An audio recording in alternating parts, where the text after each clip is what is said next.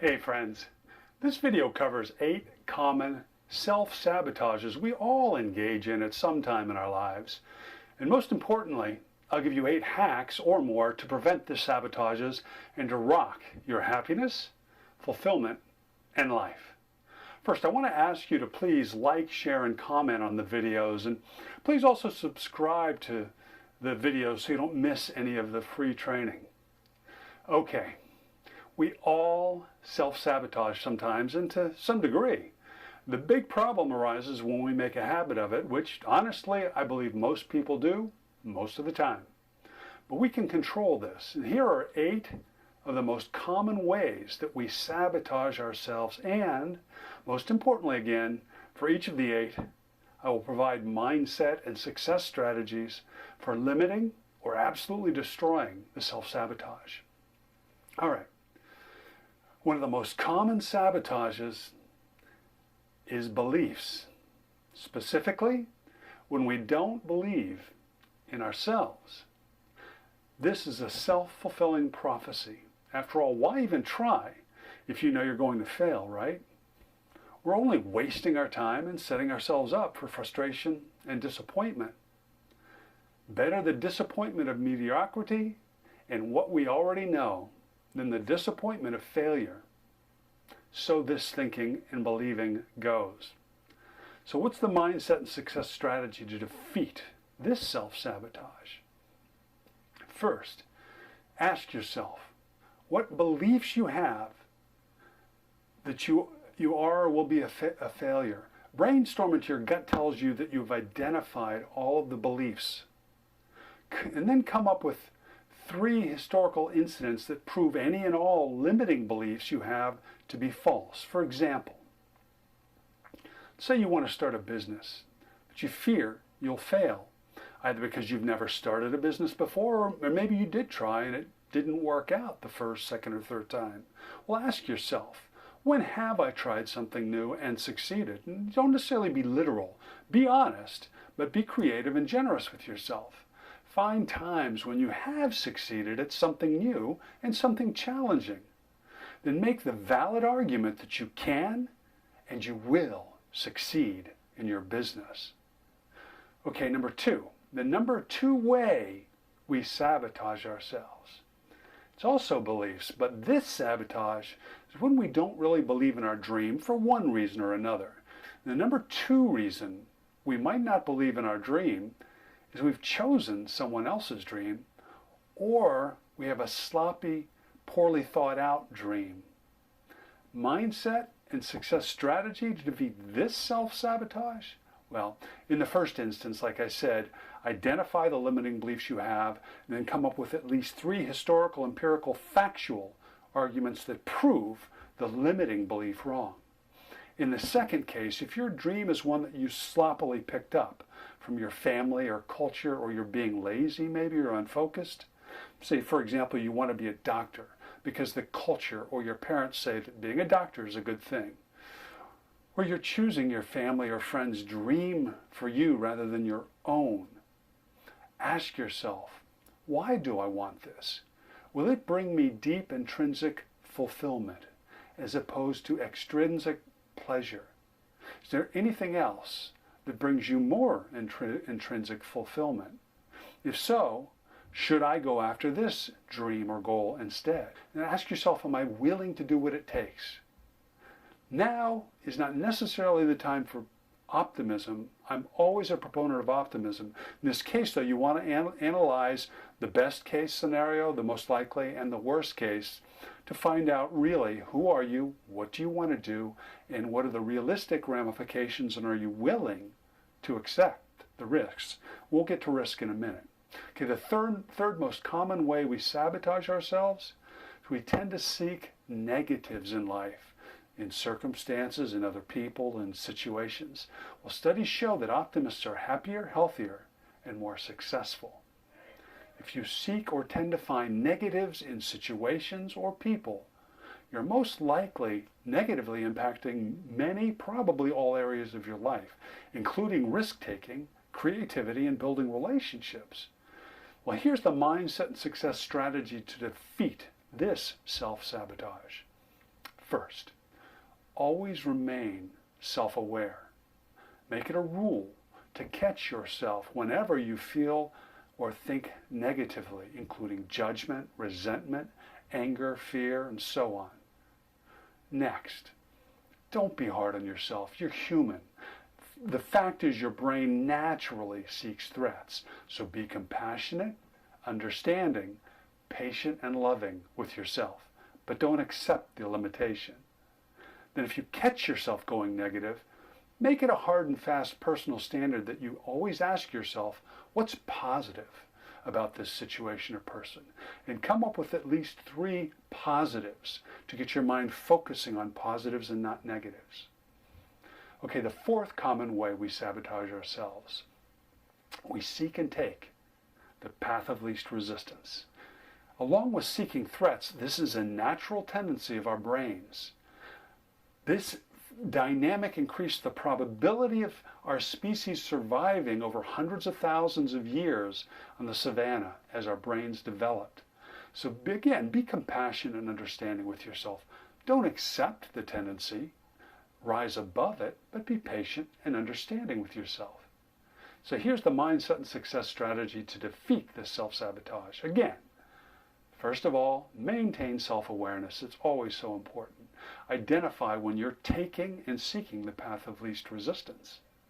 Next, learn to savor the exhilaration of challenge and success. The famous saying is so true. The magic happens when we move out of our comfort zone. Be comfortable, even desirous of discomfort. Move into your fear. This truly is where the growth and the magic will happen. As long as you and others are physically and psychologically safe, that's most important, and you're living to your highest values, make moving out of your comfort zone emotionally, psychologically, pleasurable and rewarding. For great ways to do this, refer to my other YouTube videos. I offer a number of exercises that will really help you. Don't have time to go into it to keep this video within time. Each time you push through your comfort zone, create a heightened experience of pleasure, joy, pride, and power within. Celebrate, dance, be silly, congratulate yourself on slaying fear and timidity. This way you're training your conscious and your subconscious minds to associate pleasure and positivity to moving into and through your fear and discomfort. All right, here's the 5th way we sabotage ourselves, most commonly. We can no longer see the forest for the trees or the trees for the forest. Most of us take a job because it will pay better than most or all other opportunities. Or possibly, especially in the economy and job market we've had for the past 8 years, there are no other jobs. This is it. Even if we take a job because we think it is, in fact, a stepping stone to our ultimate dream and purpose, there's often a tendency to lose the forest being our ultimate life vision. We lose sight of the forest, ultimate vision, for the trees being all of our many current responsibilities. What's worse, it's even more complicated. We also often lose sight of other trees, specifically the trees, the individual steps and actions we could take today to actually move us closer to our ultimate life purpose and vision. It's an insidious cycle of not seeing either the forest or the trees for either and both. So the strategy for defeating this is visit or revisit your highest values, virtues, and life purpose and vision. Your purpose is likely to be that thing that brings you greatest intrinsic fulfillment and personal meaning, and that also serves other people. Then ask yourself, how can I live in and pursue my highest virtues, values, and vision from within my current work?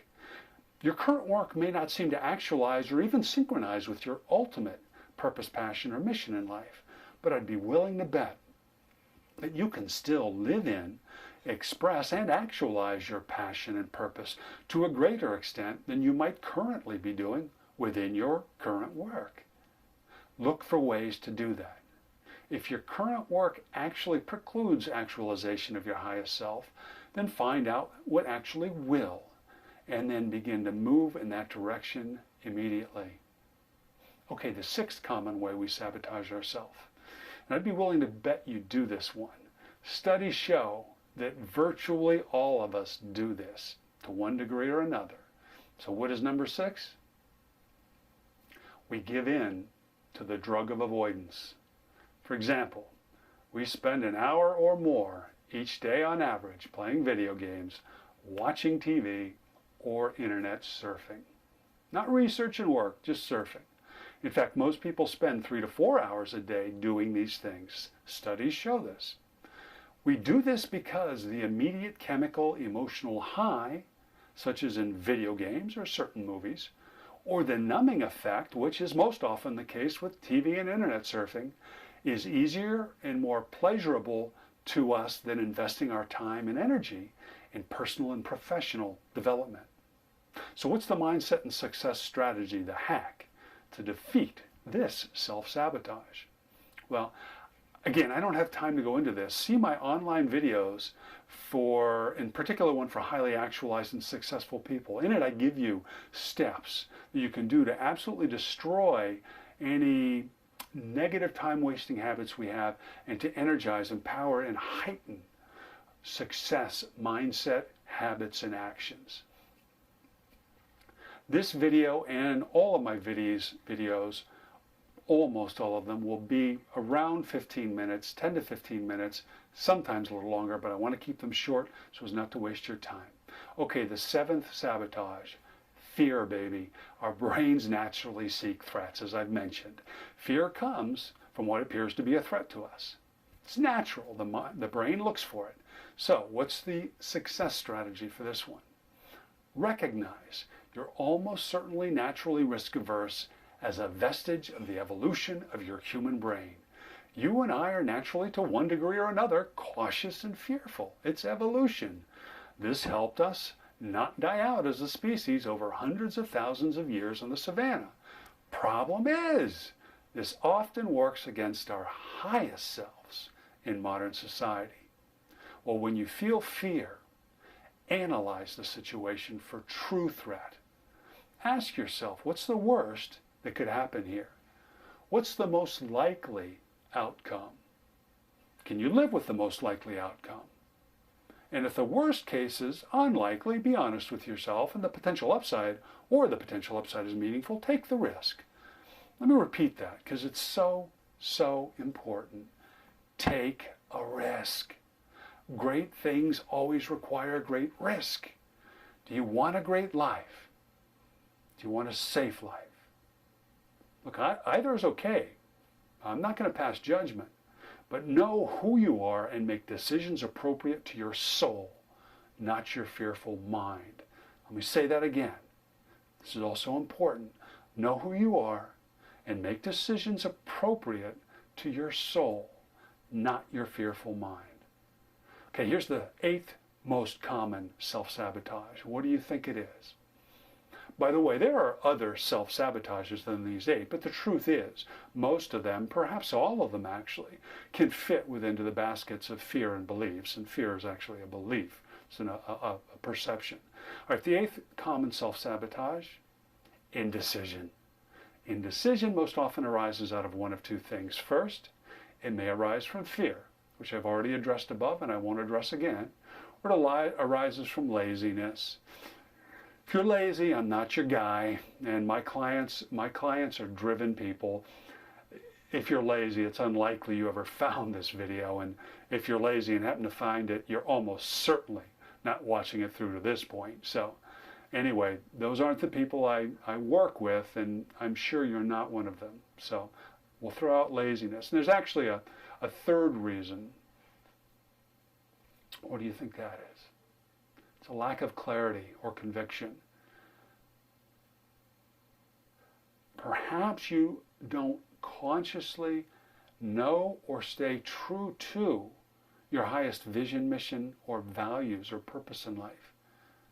Now, here's the mindset and success strategy to defeat this self-sabotage. Brainstorm your highest virtues, values, and life purpose. People who know, trust, and are committed to these three things are highly decisive and rarely, if ever, indecisive. When we know who we are, what we're about, what is most important to us, it's always easy to act, and we're predisposed to act because we intuitively know what decisions are in alignment with our highest selves, and we're committed to and in synchronicity with our highest virtues, values, and vision. Then we'll always act, and quickly and decisively, on those, rather than what most people act upon, which is most often fear or the lack of clarity and conviction. All right, a few closing words. When we know ourselves, when we have clearly defined our virtues, values, and our purpose and the vision of that purpose, when we genuinely craft self-love, not to be confused with arrogance, superiority, or bravado, but self-love and confidence, and we're synchronized with a passion to make a difference in the world, we likely will not experience and certainly won't succumb to any of these self-sabotaging obstacles. Well, that's it for this video, friends. I'll see you in the next video, I hope. Remember, like, share, and comment. Peace, positive personal power, and prosperity to you, my friend.